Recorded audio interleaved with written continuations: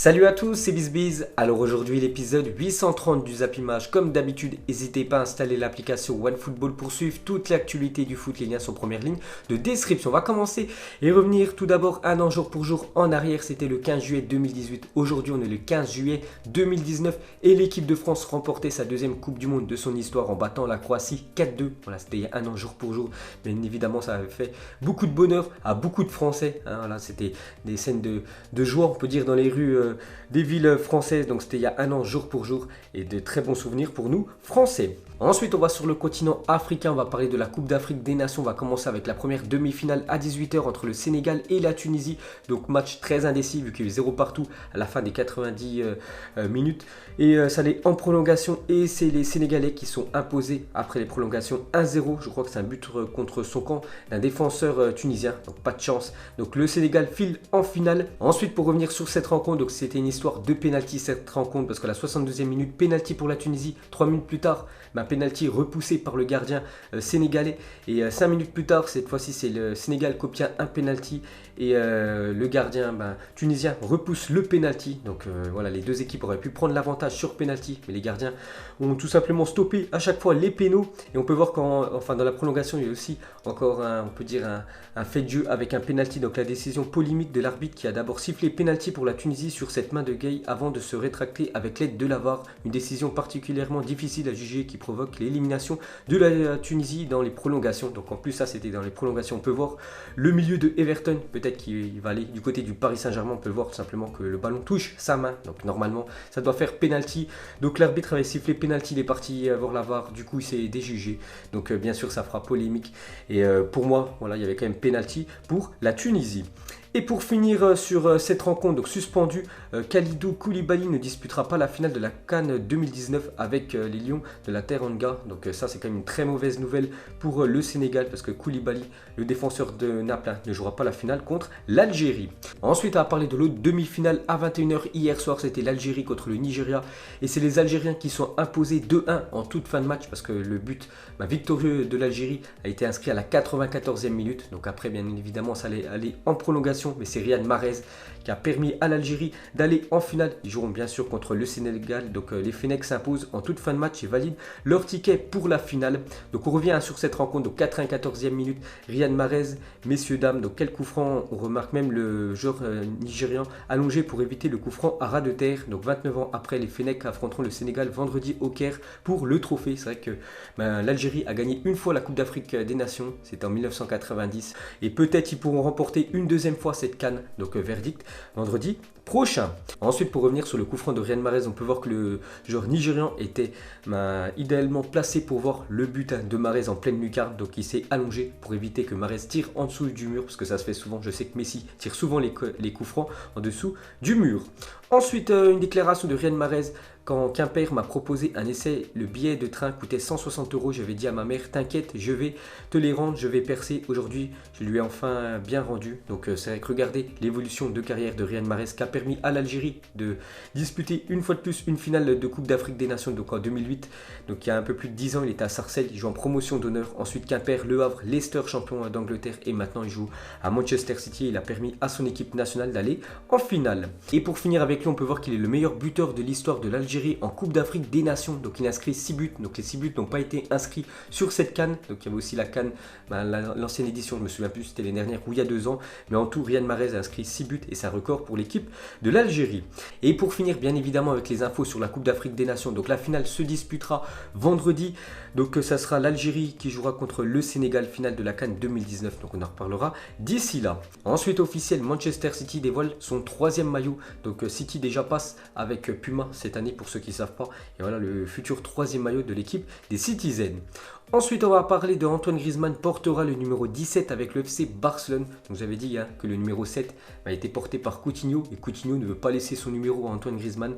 Donc, il aura toujours un 7 sur son maillot, mais avec un 1 devant. Donc, voilà le futur numéro d'Antoine Griezmann au FC Barcelone. Ensuite, pour continuer avec lui, on peut voir qu'aujourd'hui, il a disputé son premier entraînement avec l'équipe du FC Barcelone, vu qu'aujourd'hui, c'était jour de reprise pour les joueurs du Barça. Donc, Messi, Coutinho, tous les joueurs qui ont disputé la Copa América, ils ont le droit encore à 1 ou 2 semaines de vacances, mais Griezmann était bien présent ce matin, bien sûr à Barcelone, pour disputer son premier entraînement. Ensuite, la plaque d'hommage à Antoine Griezmann autour du stade a été vandalisée. Donc en fait, c'est tous les joueurs qui ont fait plus de 100 matchs avec l'équipe de l'Atlético, juste à côté du stade de Madrid, donc à côté du Wanda Metropolitano. Donc il y a des plaques, et on peut voir que la plaque Antoine Griezmann, elle a été vandalisée. La même chose pour la plaque de Thibaut Courtois qui avait signé il y a quelques mois du côté de l'équipe du Real Madrid. Ensuite, une déclaration de l'avocat de Griezmann. Il a dit: Antoine est très déçu par l'attitude de l'Atlético et de ses dirigeants qui font preuve d'une mauvaise foi assez hallucinante dans ce dossier et communiquent publiquement tout l'inverse de ce qu'ils lui ont dit en privé. Parce qu'on avait parlé que l'Atlético veut 200 millions d'euros pour le transfert d'Antoine Griezmann, parce que c'était mis d'accord il y a quelques mois, avant le 1er juillet 2019, alors que le Barça donnait seulement 120 millions d'euros. C'est pour ça qu'il part au clash, enfin l'Atlético part au clash avec le joueur et avec le FC Barcelone. Et pour Griezmann, c'est vraiment malhonnête ce que fait l'Atlético de Madrid.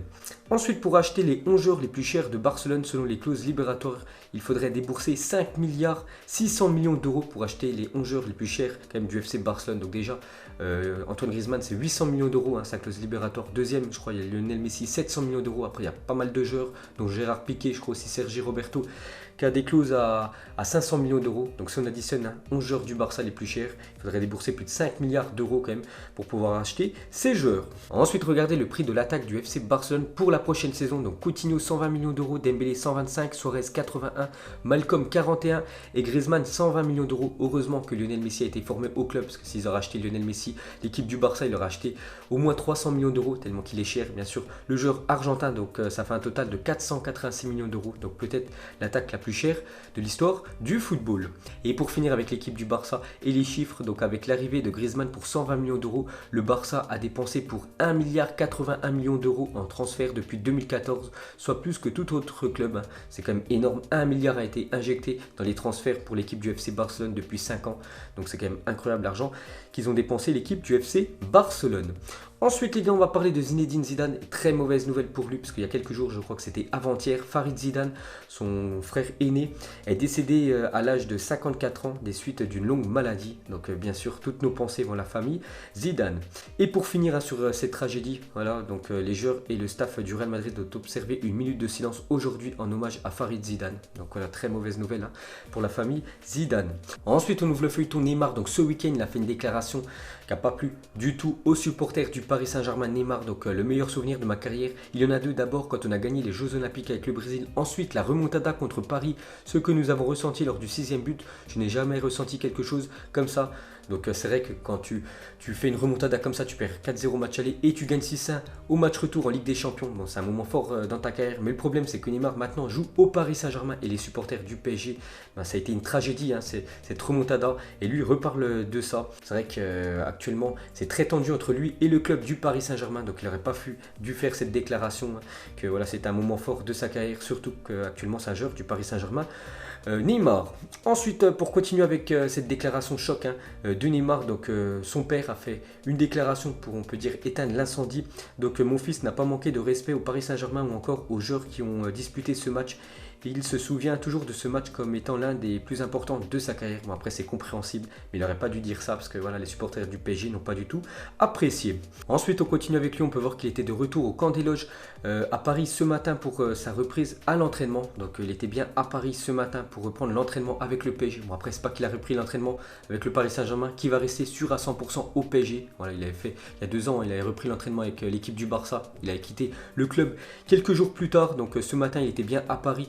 Neymar, et on peut voir surtout que sans grande surprise, l'ambiance était glaciale au club selon les premiers témoignages sur place, bien sûr, parce qu'après les déclarations choc qu'il a fait, surtout après le mois précédent très agité, on a entendu beaucoup de rumeurs qu'il allait du côté du FC Barcelone. Lui, il n'a jamais dit qu'il allait rester sûr à 100% au Paris Saint-Germain. C'est pour ça que Leonardo, Nasser, tout ça, il va y avoir une discussion avec Neymar. On en reparlera demain de ce qui s'est dit. Donc quelques photos de Neymar au camp des loges ce matin avec sa nouvelle teinture blonde. Donc on peut le voir arriver au centre d'entraînement du Paris Saint-Germain. Donc on en saura un petit peu plus demain de ce qui s'est dit. Et pour finir avec lui, d'après Romain Molina, le Paris Saint-Germain et le Qatar ont placé Neymar sur la liste des transferts, et ceci pour plusieurs raisons. Donc les décideurs du club parisien n'en peuvent plus des caprices du joueur et de ses proches. Le PSG ne peut plus dépenser comme ils l'ont fait. Donc tout simplement, le Paris Saint-Germain a pris une décision, même si Neymar est revenu à l'entraînement. Ils veulent le vendre. Mais bon, bien sûr, ils ne le vendront pas en dessous des 200 millions d'euros. Ils ne vont pas perdre plus de 50 millions d'euros, bien sûr, le PSG. Ensuite, à parler de l'Inter Milan, annonce que Icardi ne participera pas à la tournée asiatique de pré-saison avec le club. Le joueur a été autorisé à rentrer à Milan. Donc je ne sais pas du tout pourquoi. Est-ce qu'il en instance de départ Icardi, mais il n'ira pas avec le reste du groupe pour faire la pré-saison avec l'Inter. Donc peut-être il va quitter le club dans quelques jours. L'attaquant argentin. Ensuite, à parler de Matthijs de Ligt, n'est pas convoqué pour la pré-saison estivale de l'Ajax Amsterdam en Autriche. Donc on peut voir qu'il manque 4 joueurs, dont Matthijs de Ligt qui devrait aller du côté de la Juventus. La dernière info sur lui, donc accord Juventus-Ajax pour de Ligt qui devrait débarquer à Turin ce soir ou demain matin au plus tard. Donc peut-être dans la journée, ce sera officiel. Il rejoindra l'équipe de la Juventus ou peut-être demain. Donc le montant du transfert s'élèvera à 70 millions d'euros plus bonus et le joueur disposera d'une clause de 150 millions d'euros. Donc voilà les dernières infos sur le défenseur néerlandais. Ensuite les gars, on va parler de l'Olympique de Marseille qui a joué ce week-end un match amical de pré-saison et encore une défaite pour l'OM. Ils sont inclinés de 4-0 contre l'équipe des Glasgow Rangers, donc encore une grosse défaite de l'Olympique de Marseille. N'oubliez pas qu'il y a quelques jours ils avaient perdu contre une équipe de 3e division anglaise 2-1 et là encore une raclée qu'ils ont pris, c'est quand même incroyable. Les matchs amicaux de l'OM, donc il faut quand même recruter pour le club Marseille, sinon ça va être encore une saison très compliquée l'année prochaine. Ensuite on peut voir que la France affronte la République tchèque ce soir à 19 h pour son match d'ouverture à l'Euro U19. Donc voilà, toutes les grosses compétitions sont terminées comme l'Euro Espoir, la Copa América, bientôt la Coupe d'Afrique des Nations et maintenant une nouvelle compète va commencer, c'est l'Euro U19 et ce soir il y a France République tchèque. Et pour finir ce Zap Image, donc la folle année de Sadio Mané, donc vainqueur de la Ligue des Champions, meilleur buteur de Première Ligue. Donc ils étaient 3 meilleurs buteurs, il y avait lui, Salah et je crois Pierre-Emerick Aubameyang. Et en finale de la Coupe d'Afrique des Nations, donc vous mettrez en commentaire, est-ce qu'il peut prétendre au Ballon d'Or s'il gagne la Coupe d'Afrique des Nations vendredi contre l'Algérie, Sadio Mané. Donc vous mettrez tout ça en commentaire. Donc voilà les gars, la fin de Zap Image 830. Donc si ça vous a plu, un petit like et je vous ferai l'épisode 831 demain. Donc moi je vous laisse et je vous dis à la prochaine comme d'habitude. Ciao à tous.